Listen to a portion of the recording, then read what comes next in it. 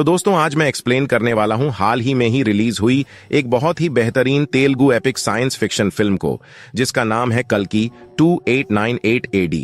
ये मूवी काफी इंटरेस्टिंग है, काफी बढ़िया है, आपको देखने में काफी मजा आएगा। अगर आप चैनल के ऊपर पहली बार आए हैं तो वीडियो को लाइक कर देना।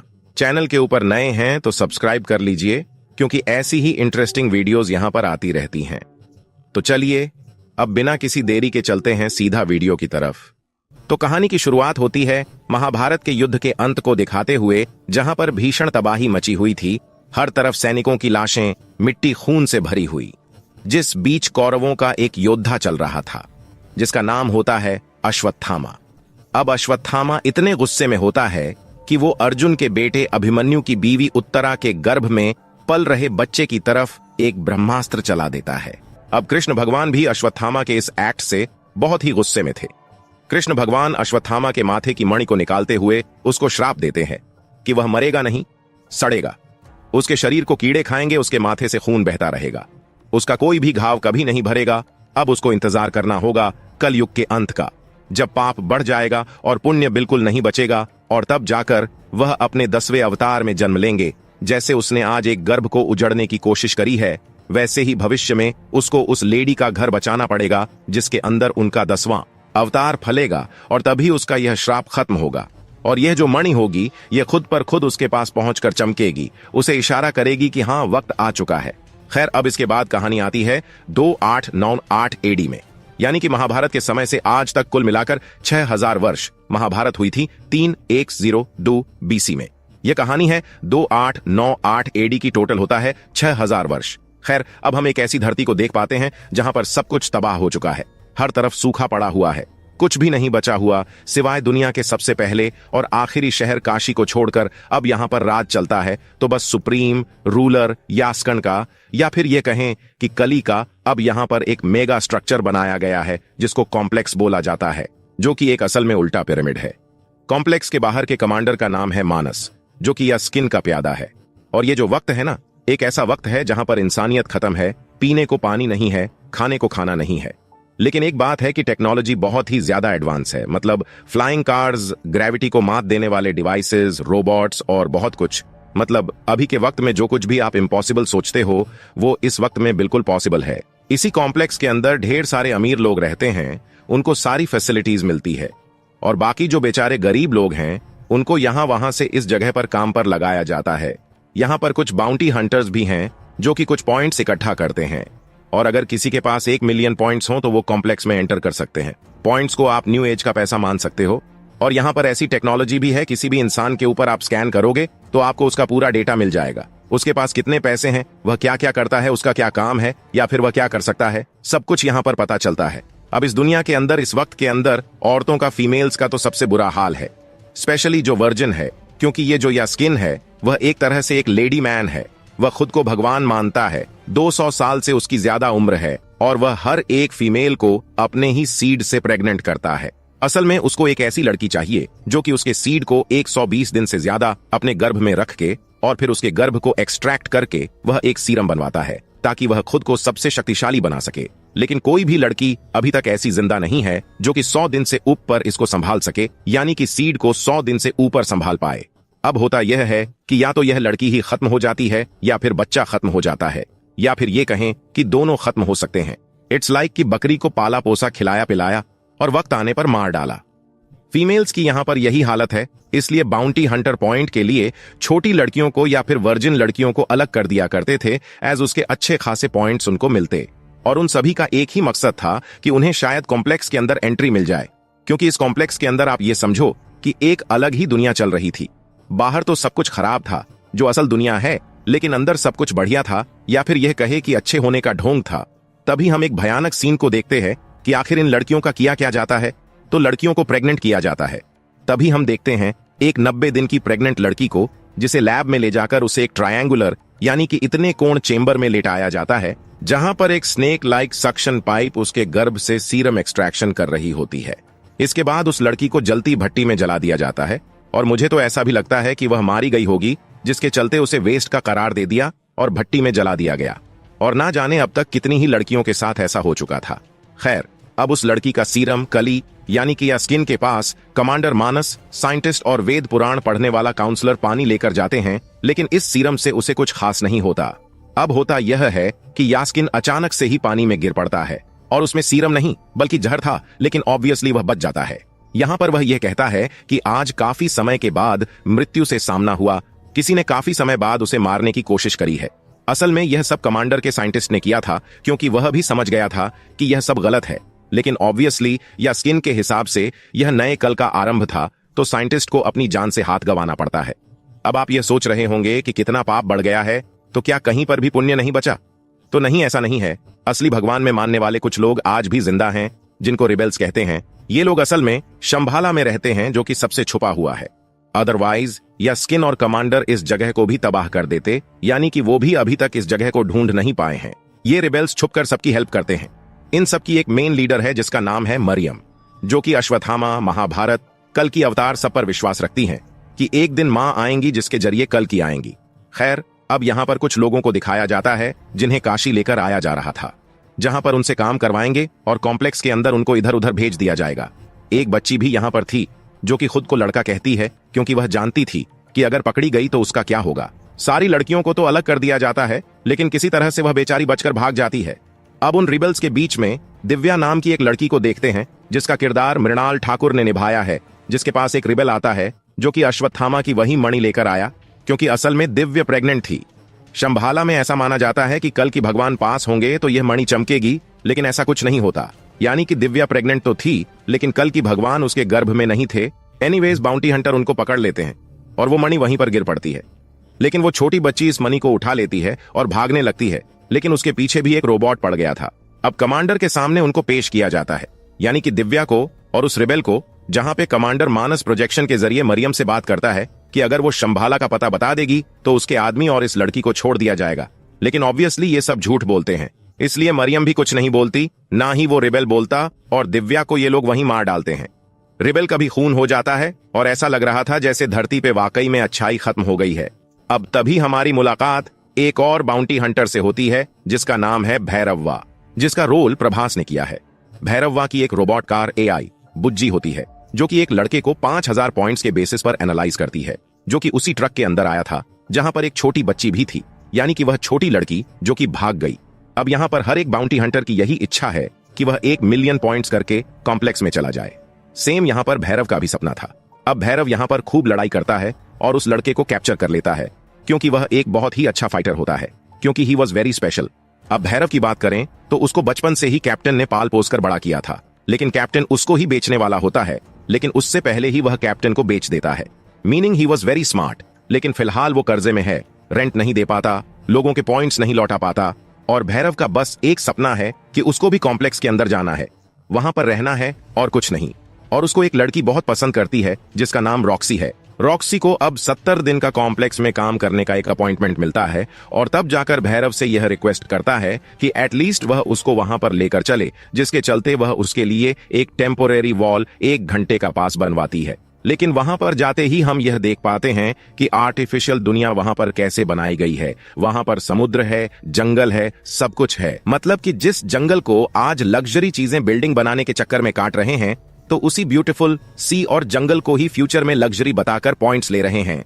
और यहाँ पर वो दोनों पहली बार फ्रूट्स को देखते हैं, घोड़े को देखते हैं, जो कि उन्होंने अभी तक देखे भी नहीं थे। इनफैक्ट यहाँ पर उन्हें संतरा खाना तक नहीं आता था। अब ये लोग वहां पर काफी एंजॉय करते हैं, लेकिन बहरवा की हरकतों की वजह से गार्ड उसको पकड़कर वहां से भगा देते हैं, जिसके चलते वो बाद में जाके काफी दारू पीता है, क्योंकि उसका सपना बस कॉम्प्लेक्स में रहने का था। अब तभी हम उस बच्ची को देखते हैं जिसका पीछा वो रोबोट कर रहा था, जिसके चलते वह नीचे एक पुराने शिव मंदिर में जाकर पड़ती है, जो कि अंडरग्राउंड था, जहां पर हमारी मुलाकात फाइनली एंशिएंट अश्वत्थामा से होती है, जो कि किसी तरह से इस बच्ची को बचा लेते हैं। बच्चे अश्वत्थामा को वो मणि दिखाती है जो कि चमक रही थी, क्योंकि कल की अवतार किसी के पेट में पल रहा था।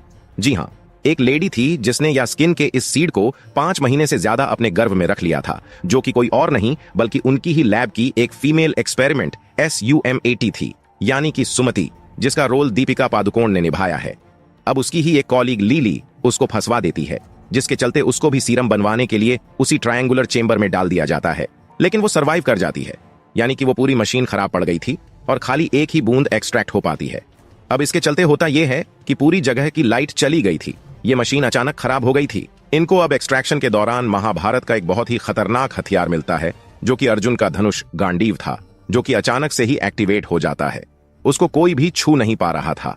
काउंसलर बानी उसको हाथ लगाने की कोशिश करता है, लेकिन उसको बहुत तेज झटका लगता है। वह कम से कम 20 फीट दूर जाकर गिरता है। लेकिन हम ये देखते हैं कि ये लीली ने ही यहां पर सुमति को बचा लिया था। असल में वो रिबेल ग्रुप की सीक्रेट स्पाई थे और 2 साल से यहां पर वो छुपकर सब कुछ देख रही थी। उसको एक सीक्रेट प्रोजेक्ट के बारे में पता लगाना था, जो कि यह यास्किन कर रहा था, यानी कि वही प्रेग्नेंट लेडीज वाला। उसको लगा था कि इस उम्मीद को बचाना जरूरी है और वो उसको एक सीक्रेट रास्ते पर जाने के लिए कहती है, क्योंकि टनल के दूसरी ओर उसके आदमी वहां पर वेट कर रहे होंगे। साथ ही साथ हम देखते हैं कि अश्वत्थामा मणि को एक्सेप्ट करता है, क्योंकि उसका श्राप काइंड ऑफ खत्म हुआ। अब उसको कल की अवतार की या फिर उनकी मां की रक्षा करनी है। यानी कि सुमति की अचानक से ही अश्वत्थामा के सारे जख्म भर जाते हैं और वो बिल्कुल ठीक हो गया था। अब सुमति टनल से बाहर जाने लगती है, लेकिन हर तरफ आग वाले सेंसर्स होते हैं जो कि को तुरंत ही पिघला देते। लेकिन हम भगवान श्री कृष्ण की शक्ति देखते हैं कि गार्ड्स जल जाते हैं, लेकिन उसको कुछ नहीं होता। और हम यह भी देख पाते हैं कि भैरव के साथ भी कुछ डिफरेंट होता है।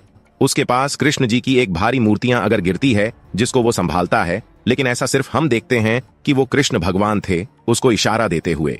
और वो भी फील करता है कि कुछ तो डिफरेंट हुआ है। आज काशी के सभी लोग देख पा रहे थे कि वहां पर कुछ ना कुछ अलग था। एनीवेज, अब लीली के जो रिबेल वाले लोग थे वो बाहर वेट कर रहे थे, लेकिन हम जानते हैं कि लीली ने खुद की कुर्बानी दे दी। अब इन रिबेल्स के अंदर 2 लवर्स होते हैं, जिनके नाम अजू और कायरा था, और एक वीरन होता है और सुमिता को वह संभाले लगते हैं। उसको वह शंभाला ले जाने लगते हैं और यहाँ पर दीपिका पादुकोण यानी कि लैब एक्सपेरिमेंट्स SUM80 को सुमति नाम कायरा नहीं दिया था। ऐसी ये लड़कियां मात्र एक एक्सपेरिमेंट्स के लिए थी। इनके कोई नाम नहीं हुआ करते थे और सुमति के नाम की बाउंटी भी निकल जाती है, जो कि 5 मिलियन पॉइंट्स की थी, और भैरव अब उसके पीछे पड़ जाता है।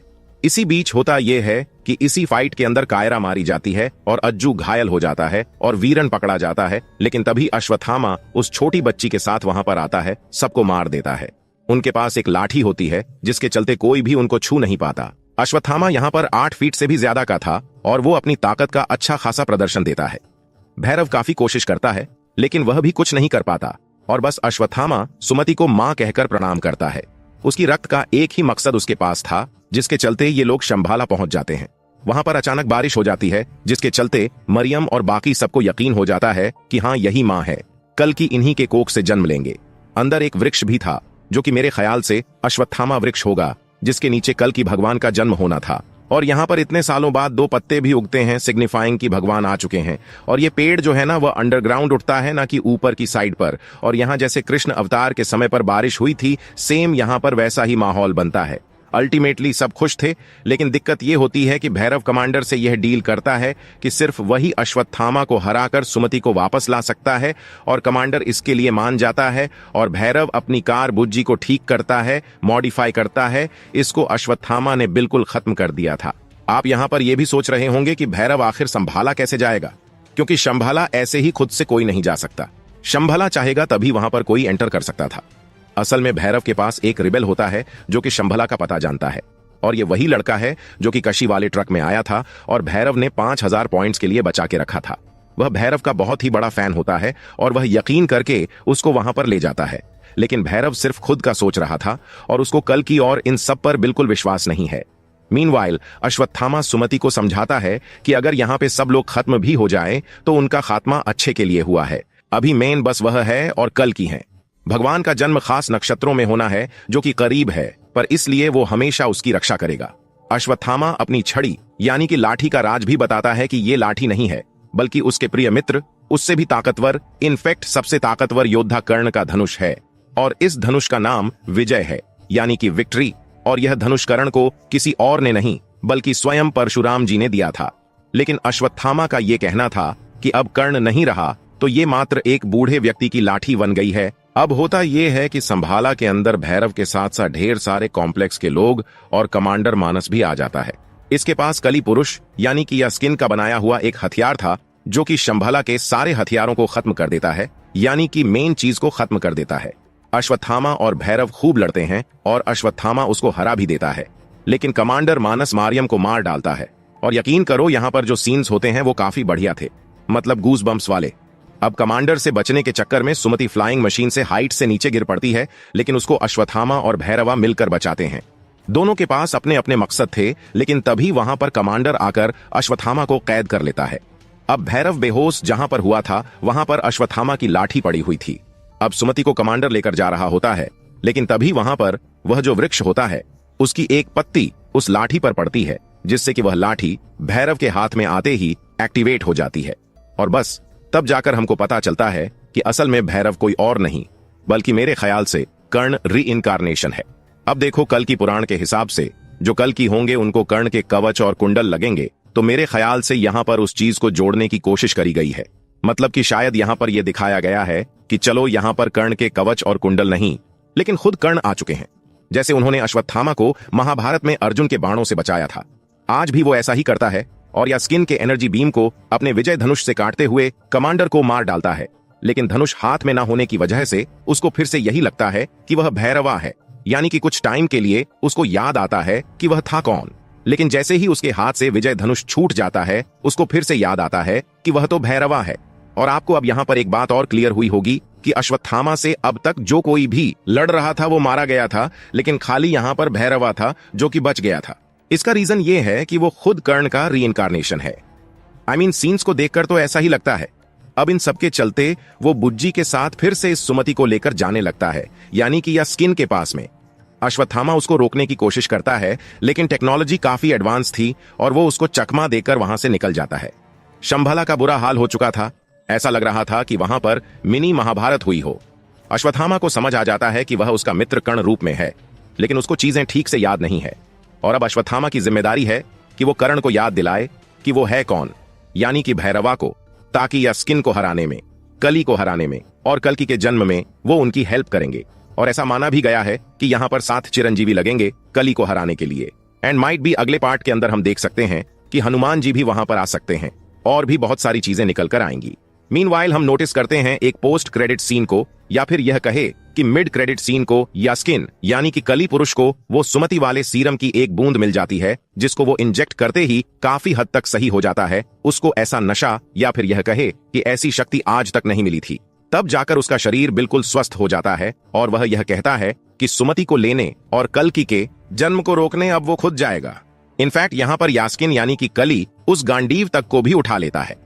उसके पीछे हम 6 हाथों को देख पाते हैं, यानी कि यहाँ पर वह एक फॉल्स गॉड की तरह खुद को दिखा रहा था। और ऐसा डिस्क्रिप्शन हमें वेदों के अंदर भी मिलता है कि जो कल ही होगा उसके कई सारे हाथ होंगे। वह दिखाएगा कि मैं कितना महान हूँ। बेसिकली यहाँ पर वह कृष्ण भगवान को मॉक करने की कोशिश कर रहा था। और अब आप ये भी सोच रहे होंगे कि जब मशीन्स इस गांडीव को नहीं उठा पाई, इंसान नहीं उठा पाए, तो यहाँ पर या स्किन ऐसा कैसे कर लिया? तो उसके अंदर कल की अवतार की एक बूंद चली गई थी, यानी कि उनकी एनर्जी चली गई थी, जिसके चलते शायद ऐसी वो उसको उठा पाया। हम ये भी नोटिस करते हैं कि उसके शरीर से जुड़े हुए जो लाइफ वाले तार होते हैं वो भी अलग हो जाते हैं।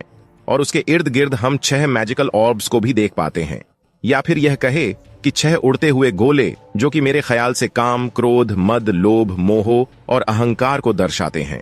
इसी के साथ में कल की मूवी यहीं पर खत्म हो जाती है। तो दोस्तों, ये थी कल की 2898 AD फिल्म की कहानी।